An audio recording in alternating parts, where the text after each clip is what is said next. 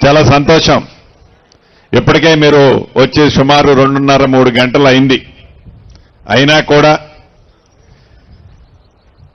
గత ప్రభుత్వంలో 4 సంవత్సరాలు మా భూములు పోగొట్టుకొని కాళ్ళు అరిగిందాకా అధికారుల చుట్టూ ఆఫీసుల చుట్టూ తిరిగాం. చుట్టము అనుకున్న చట్టం మా శత్రువుగా తయారై మాకే కాదు మా కుటుంబ ప్రజలందరినీ కుటుంబ సభ్యులందరినీ రోడ్డున పడేసింది అని దాంట్లో ఈ 2-3 గంటలు వెయిట్ చేసినా ఏముంది సీనన్న అని వెయిట్ చేస్తున్న నా తమ్ముళ్ళందరికీ మరొక్కసారి కృతజ్ఞతలు. అసలు ధరణి ఏంటి, ఈ భూభారతి ఏంటి? ఎన్నికల ముందు కాంగ్రెస్ నాయకులు ధరణిని బంగాళాఖాతంలో వేస్తానని చెప్తే నిజంగా అది నమ్మి తెలంగాణ రాష్ట్ర ప్రజలు, రైతన్నలు, భూములున్న ఆసాములు తెలంగాణ రాష్ట్రంలో ఇందిరమ్మ రాజ్యాన్ని తెచ్చుకున్నారు అంటే ఆనాటి పాలకులకి, ఈనాటి ప్రతిపక్షంలో ఉన్న నాయకులకి ఇంకా జ్ఞానోదయం కాకుండా ఏ భూభారతిని అసెంబ్లీలో ప్రవేశపెట్టినప్పుడు ఏ పేదోడి కన్నీరు తుడవటానికి భూభారతిని తీసుకొచ్చిన మన ఇందిరమ్మ ప్రభుత్వం అసెంబ్లీలో ఈ బిల్లును పెట్టినప్పుడు వీధుల్లో రౌడీల్లా ఆ బిల్లు పెట్టకుండా ఎలా అడ్డుకున్నారో, స్పీకర్ గారి మీద గాని నా మీద గాని ఆ కాగితాలు చింపి ఎలా వేశారో ఆనాడు రాష్ట్ర ప్రజలందరూ ప్రత్యక్షంగా చూశారు. అయినా వాళ్ళకి జ్ఞానోదయం రాలా.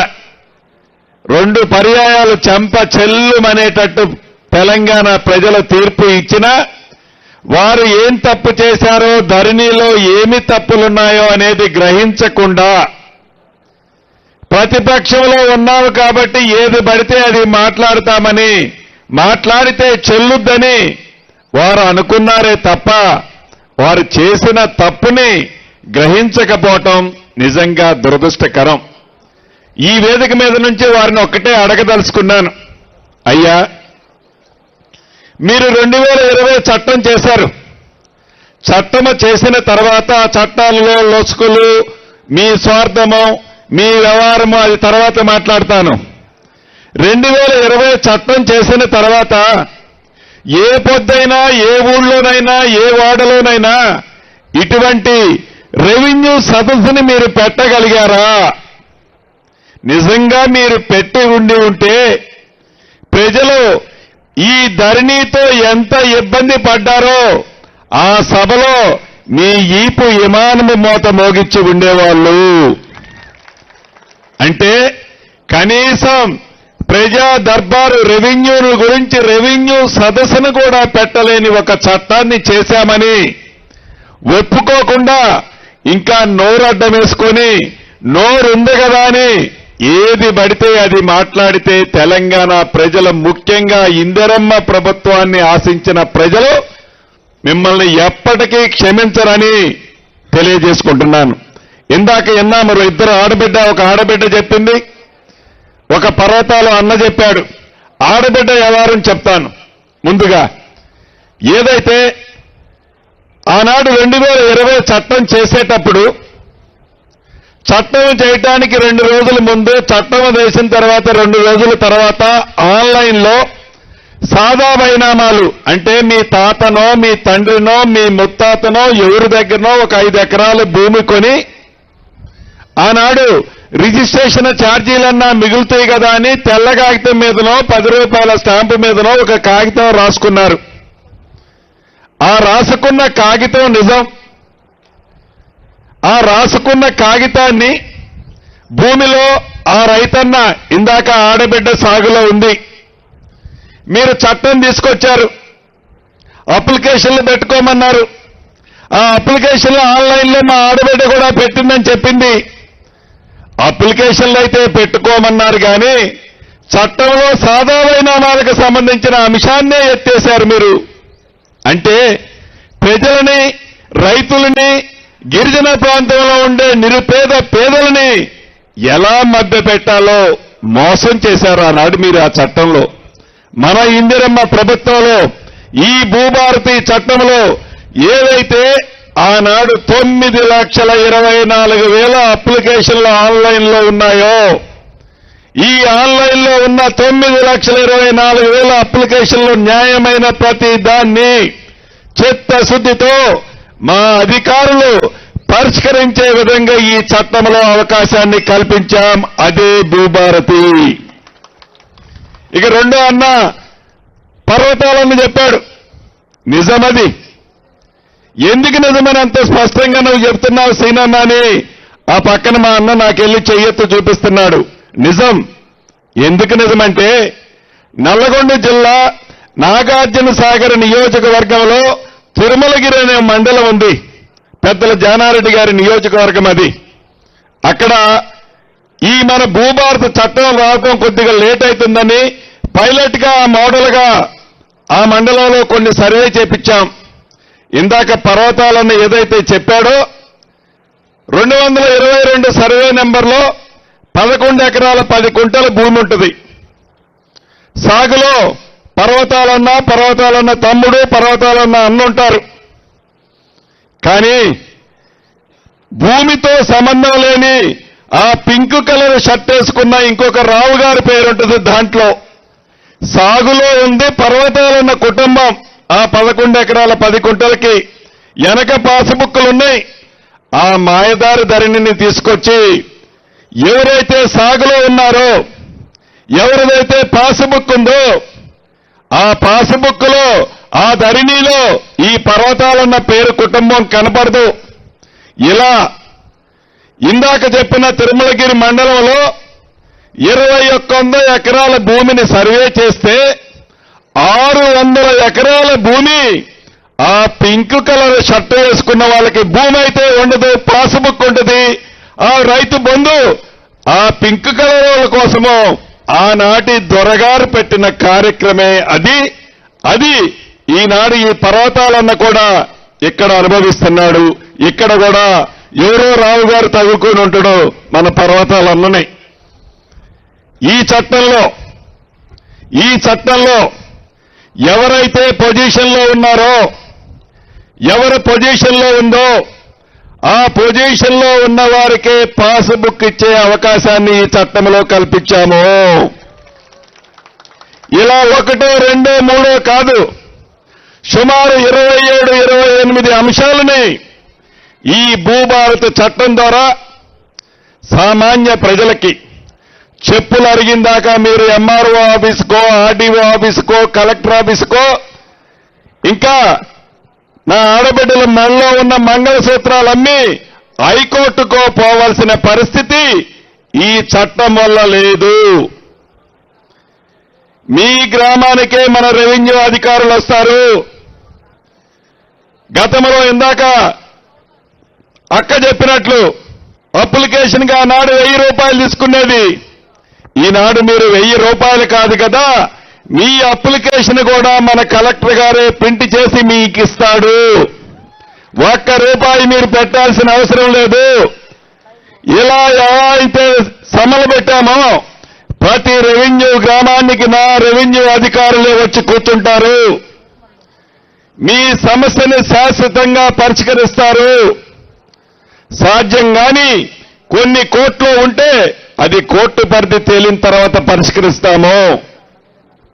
అదే రకంగా ఆనాడు దొరగారు పార్ట్ బి అని ఒకటి పెట్టాడు ధరణిలో. ఈ పార్ట్ బిలో 18 లక్షల ఎకరాలు పేదోళ్ల భూములు ఆ ధరణిలో పార్ట్ బిలో పెట్టాడు. ఎవడైతే వచ్చి కలుస్తాడో ఆ కలిసినోడిదే ఆ పార్ట్ బి నుంచి బయటికి తీస్తాడు. కానీ ఏదైతే ఈ 18 లక్షల పార్ట్ బిలో ఉన్న భూముల్లో పేదవాళ్ల భూములు 6 నుంచి 6.5 లక్షల ఎకరాలున్నాయి. ఆ భూములని ఈ భూభారతి స్కీము ద్వారా, ఈ భూభారతి 2025 చట్టము ద్వారా తప్పకుండా పరిష్కారం ఈనాడు కనుగోబడుద్ది. అంతేకాదు, అర్ధరాత్రి ఆనాటి దొరగారికి మైండ్లోకి ఒక ఆలోచన వచ్చింది. ఎవరో ఒక విలేజ్ సెక్రటరీ, విలేజ్ విఆర్ఓ మాట వినలేదని వారు చెప్పిన వారికి ఆ భూమి బదలాయించలేదని వారికి అర్ధరాత్రి వారి మనసులో తోచింది ఏదైతే ఉందో దాన్ని దృష్టిలో పెట్టుకొని సుమారు 23,000 మంది విఆర్ఓ వ్యవస్థని అర్ధరాత్రి రద్దు చేసి నడి రోడ్డు మీద ఆనాడు ఆ దొరవారు పడేశాడు. మీరు ఒక్క నిమిషం ఆలోచించండి. ప్రతి గ్రామంలో ప్రైవేటు భూములతో పాటు గవర్నమెంట్ భూములు ఉంటాయి. అది రెవెన్యూ భూములు కావచ్చు, దేవాదాయ భూములు కావచ్చు, వక్ఫ్ బోర్డు భూములు కావచ్చు, ఆనుకొని ఉన్న ఫారెస్ట్ భూములు కావచ్చు. ఈ ప్రభుత్వ భూములు కాపాడటానికి ఈనాడు నావాడు నాదుడు అనేవాడు గ్రామంలో ఒకటి ఉండటం అవసరమా కాదా అనేది ఆనాటి దొరవారికి కనీసం ఈ ఇంగిత జ్ఞానం కూడా లేకపోయా. ఈనాడు మన ఇందిరమ్మ ప్రభుత్వంలో పేదవాడికి అండగా ఉండటానికి, పేదవాడికి రెవెన్యూ సమస్య వస్తే ఆ గ్రామంలో చెప్పట్టుకోవడానికి 10,956 రెవెన్యూ గ్రామాలలో మొదటి విడతలో 6,000 పైమందిని నియమించడానికి ఆల్రెడీ నిర్ణయం తీసుకున్నాం. రాబోయే నెల అంటే ఇంకొక 10-15 రోజుల్లో మీ గ్రామాలకి రెవెన్యూ అధికారులు కూడా వస్తున్నారు. అంతేకాదు, అసలు ఈ పంచాయతీలన్నిటికీ కారణం ఏంటయ్యా? భూములు సరిగ్గా పాస్బుక్ ఉంటుంది, భూమి ఉండదు, భూమి ఉంటుంది, పాస్బుక్ ఉండదు, లేకుంటే పేర్లు తప్పుంటాయి. ఇంటి పేరు బదులు సీతారామ, ఇంటి పేరు బదులు సీత అని పడితే అది ఒక బూతు. ఇలా ఈ బూతులని అడ్డం పెట్టుకొని మేమే ఈ పని చేస్తున్నామని ఆ పింకు కలర్ వారు ఏదైతే తాపత్రయపడుతూ ఏదైతే అద్భుతమైన చట్టాన్ని చేశామని ఒక చట్టం చేస్తే ఆ చట్టము ప్రజలకు ఉపయోగపడేదానిలాగా, పేదవాడికి ఉపయోగపడేదానిలాగా, ఆ చట్టము పేదోడికి ఒక చుట్టంలాగా ఉంటుంది. ఆ చట్టము చేస్తే ఒక 50 ఏళ్ళలో 70 ఏళ్ళలో ఉంటుంది ఆ చట్టం. కానీ 2020 భూ చట్టం ఏదైతే ఉందో 3 సంవత్సరాలే, అంటే 3 సంవత్సరాలే, 3 నాళ్ల ముచ్చటగానే ఆ చట్టము ముగిసింది. అంటే ఆ చట్టం మీద ప్రజలకి ఎంత ఇసికి వేసారాయో మనము గ్రహించవచ్చు. మనం పల్లెటూళ్ళలో అనుకుంటుంటాం, ఏదైనా కొండనాలకేస్తే మందు ఏమంటారు? ఆ మందు వేసేది ఎందుకు? ఇంకా మంచిగా మాటలు రావాలని, మంచిగా ఇంకా మనిషి ఎక్కువ కాలం బతకాలని. కానీ ఈ ధరణి వల్ల ఆ కొండ నాలుగుకి మందేస్తే ఆ ఉన్న కాస్త ఉంచుకున్న నాలుగు కూడా ఊడిపోయింది. అది ధరణికి ఈ భూభారతికి ఉన్న అంశం. మీకు 3 ముక్కల్లో చివరగా చెప్పదలుచుకున్నాను, అధికారులకు కూడా చెప్పదలుచుకున్నాను. ఇది ఇందిరమ్మ ప్రభుత్వం, పేదోడి ప్రభుత్వం. ఇందిరమ్మ ప్రభుత్వం అంటేనే పేదోడి కోసం తాపత్రయే ప్రభుత్వం. ఇందిరమ్మ ప్రభుత్వం అంటేనే పేదోడికి భరోసా ఇచ్చే ప్రభుత్వం. ఇందిరమ్మ ప్రభుత్వం అంటేనే పేదోడికి కన్నీళ్లు రాకుండా చేసే ప్రభుత్వం. ఈ ఇందిరమ్మ ప్రభుత్వంలో గౌరవ ముఖ్యమంత్రి రేవంత్ రెడ్డి గారి నాయకత్వంలోని మన ప్రభుత్వం ఎన్నికల ముందు చెప్పిన ప్రతి అంశాన్ని చేసే దాంట్లో భాగంగా ఈనాడు ఈ భూభారతిని తీసుకురావటమే కాకుండా రాష్ట్ర వ్యాప్తంగా ఆనాటి దొరవారు 4 గోడల మధ్య 4 వ్యక్తులు కూర్చొని తయారు చేసిన చట్టం 2020 చట్టంలాగా కాకుండా ప్రజల మధ్య కూర్చొని ప్రజల కోసమని, ప్రజల ప్రయోజనార్థం కోసమని ఈ భూభారత చట్టాన్ని మన ప్రభుత్వం చేసింది. ఇది రేవంత్ రెడ్డి గారి కోసమో, శ్రీనివాసరెడ్డి గారి కోసమో, వేదిక మీద ఉన్న మా నాయకుల కోసమో కాదు. ఆనాడు ధరణితో ఆ ప్రభుత్వంలో కూడా నష్టపోయిన వాళ్ళు 5-10 మంది శాసనసభ్యులు ఉన్నారు. ఎమ్మెల్యేలు ఉన్నారు, మాజీ మంత్రులు ఎమ్మెల్సీలు ఉన్నారు. వాళ్ళకు కూడా నిజంగా అది న్యాయపరమైందైతే తప్పకుండా ఈ భూభారత్తో వాళ్ళకు కూడా న్యాయం చేసే చట్టం ఈ భూభారత చట్టం. మా స్వార్థం కోసం చేసిన చట్టం కాదు. అంతేకాదు, ఆనాడు ఎంఆర్ఓ గారు ఏదైనా తప్పు చేసి ఒకళ్ళ భూమి ఒకళ్ళకి రాస్తే ఆ సొంత భూమి ఉన్న ఆసామి ఎవరికి చెప్పుకోవాలన్న స్థానం లేదు. కానీ ఈ భూభారత చట్టంలో ఎంఆర్ఓ గారు కనుక తప్పు చేస్తే ఆర్డీఓ గారు తప్పు చేస్తే అడిషనల్ కలెక్టర్ గారికి చెప్పుకోవచ్చు. ఆర్డీఓ గారు తప్పు చేస్తే అడిషనల్ కలెక్టర్ గారికి చెప్పుకోవచ్చు. అడిషనల్ కలెక్టర్ గారు తప్పు చేస్తే కలెక్టర్ గారికి అదే రకంగా ట్రిబ్యునల్స్ వేస్తున్నాము. ప్రతి మండలానికి, ప్రతి జిల్లాకి కాకుండా ఉమ్మడి జిల్లాకా ఏంటి అనేది చూస్తున్నాము. ట్రిబ్యునల్స్ వేస్తున్నాము. ఆ ట్రిబ్యునల్స్ లో కలెక్టర్ తప్పు చేస్తే సిసిఎల్ఐ గారికి ట్రిబ్యునల్ కి చెప్పుకోవచ్చు. సిసిఎల్ఐ తప్పు చేస్తే ట్రిబ్యునల్ కి చెప్పుకోవచ్చు.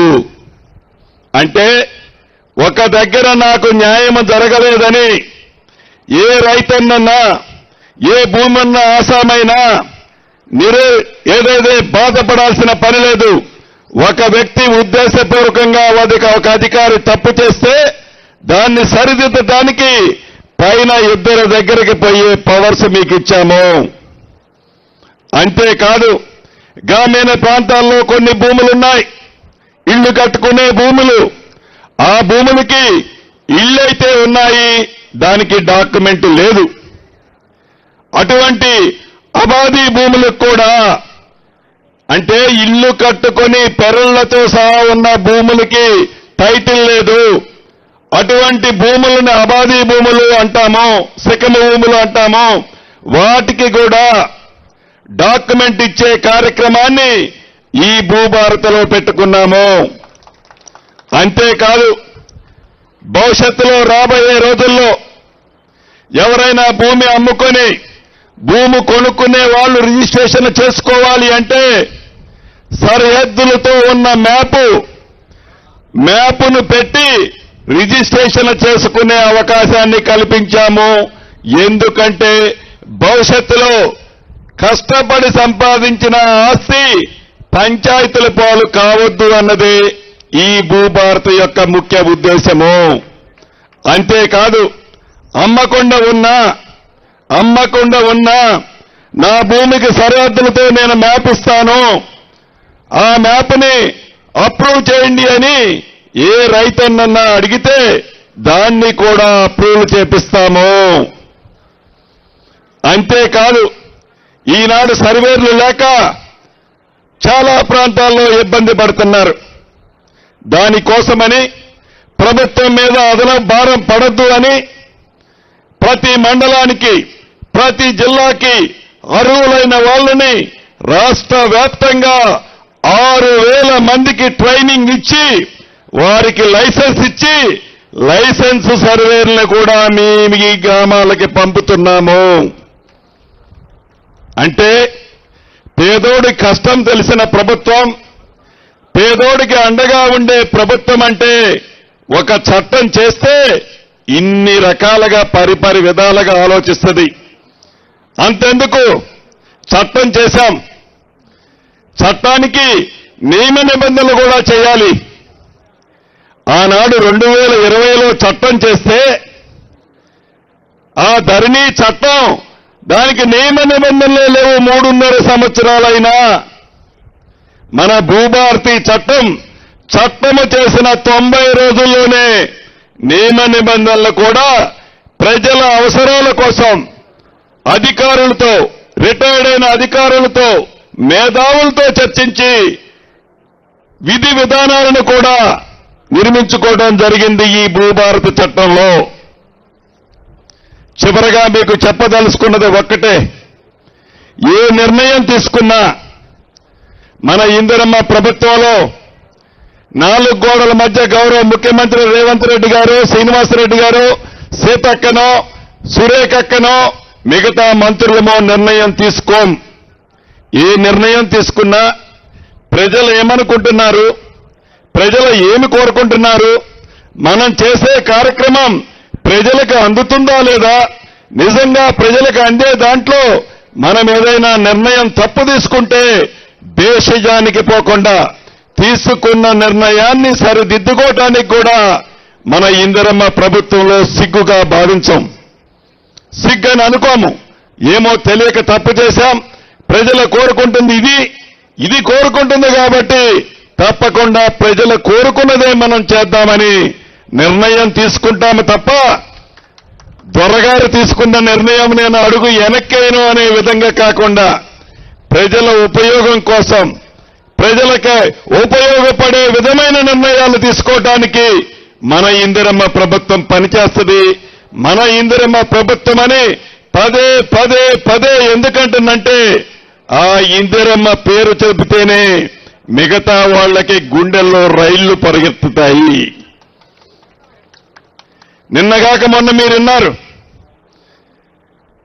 ఆ పింక్ కలర్ షర్టుకు సంబంధించిన ఆనాటి ముఖ్యమంత్రి ఆత్మగా ఉన్న ఒక ఎమ్మెల్యే చెప్తున్నాడు, మనం ఈ భూభారతిని లాంచింగ్ చేసుకున్నాం, ఇంకా కొన్ని గంటల్లో లాంచింగ్ జరుగుతుంది అనగా ఆ ఎమ్మెల్యే గారు అంటాడు, రియల్ ఎస్టేట్ చేసే బడా బాబులు గత ప్రభుత్వం దళారీలుగా ఉండి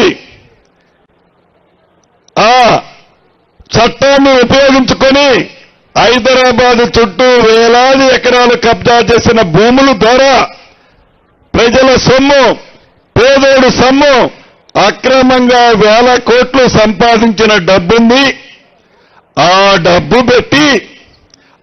డబ్బు పెట్టి మీ కష్టార్జితంతో ఇందిరమ్మ రాజ్యం రావాలని ఇందిరమ్మ రాజ్యాన్ని మీరు తెచ్చుకుంటే ఈ ఇందిరమ్మ రాజ్యాన్నట పశువుల్లో సంతలో పశువులను కొన్నట్టు మన శాసనసభ్యుల్ని ఆ బడాబాబులు ఇచ్చే 1000 కోట్లు పెట్టి కొని ఈ ప్రభుత్వాన్ని కూలగొట్టాలని అనుకుంటున్నారట.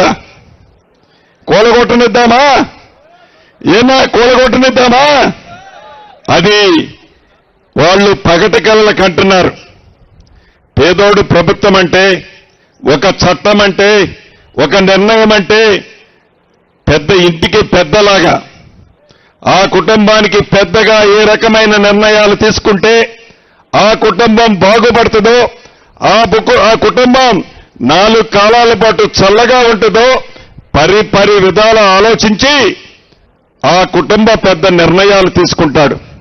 నిర్ణయం తీసుకోవటం ఒకరోజు లేటు కావచ్చు, నిర్ణయం తీసుకోవటం 1 వారం లేటు కావచ్చు. ఎస్, ఇందిరమ్మ ప్రభుత్వం వస్తే 6 గ్యారెంటీలు ఇస్తామని చెప్పాం, నిజం. ఎందుకు ఇలాకపోయామో దానికి కారణం నువ్వు కాదా? ధనిక తెలంగాణ రాష్ట్రాన్ని 8,19,000 కోట్లు అప్పు చేసి ఎంతంటే అంత వడ్డీకి డబ్బు తెచ్చి తెలంగాణ ప్రజల మీద, పేదోడి మీద నువ్వు బరువు పెట్టిపోతే మన ఇందిరమ్మ ప్రభుత్వంలో ప్రతి నెల 6,500 కోట్ల రూపాయల అప్పు ప్లస్ మిత్తి కడుతూ సంక్షేమ కార్యక్రమాలను ఇందాక అక్క చెప్పినట్లు సంక్షేమ కార్యక్రమాలను కూడా పేదోడికి అందాలని తపన పడుతూ మన ఇందిరమ్మ ప్రభుత్వం ఈనాడు ఇస్తుంది. ఎందుకు ఇలేదయ్యా నువ్వు ఇల్లు? ఎప్పుడు ఎన్నికలు వచ్చినా బొమ్మల్లో చూపించావునా పేద ప్రజలకి? ఎందుకు ఇల్లు ఇయ్యాలనే ఆలోచన కూడా నీకు రాలేదు? బొమ్మలే చూపిద్దామని అనుకున్నావు.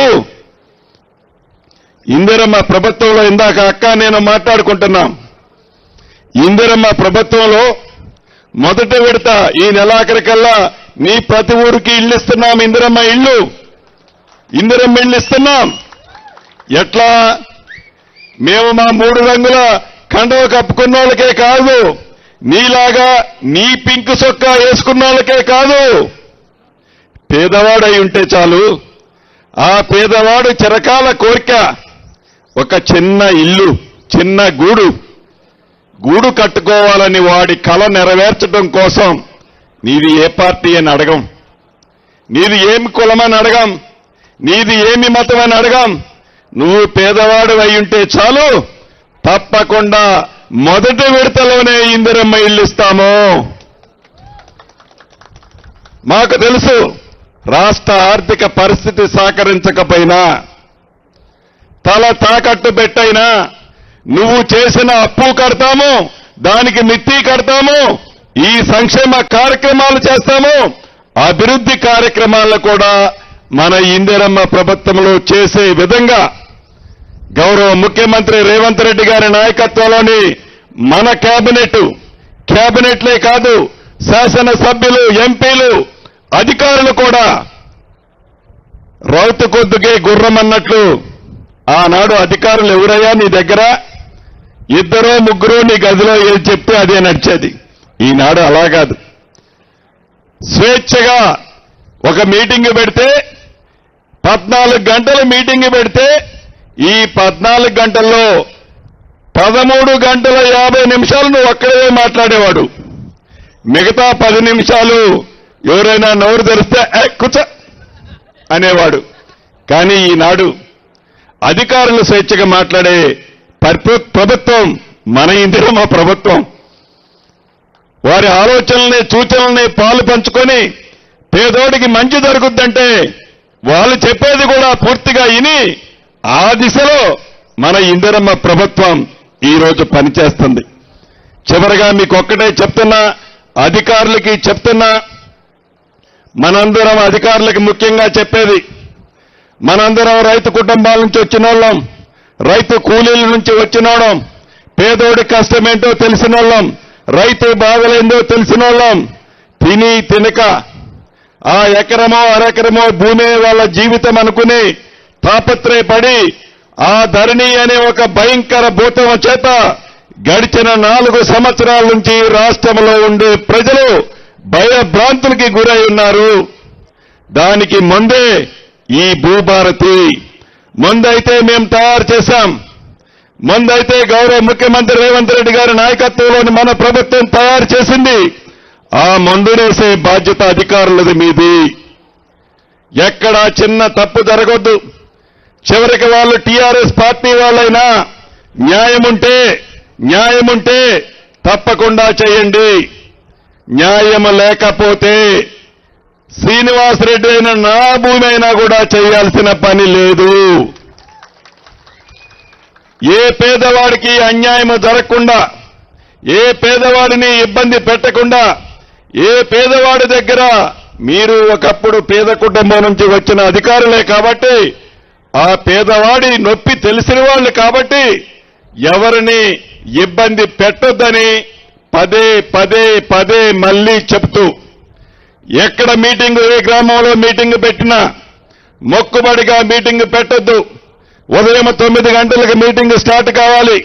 సాయంత్రం 5 అయినా 5:30 అయినా క్షుణ్ణంగా ఆ గ్రామంలో ఉండే సమస్యలన్నీ ఏవైతే పైలట్ ప్రాజెక్టుగా ఈ వెంకటాపురాన్ని మండలాన్ని తీసుకున్నామో క్షుణ్ణంగా పరిశీలించి న్యాయమైన ప్రతి దాన్ని చిత్తశుద్ధితో క్లియర్ చేసి రేపు జూన్ 2వ తారీఖు రాష్ట్ర అవతరణ దినోత్సవం నాడు నిజమైన భూభారతిని తెలంగాణ ప్రజలకి మోడల్గా ఈ 4 మండలాల్లో ఇద్దాం.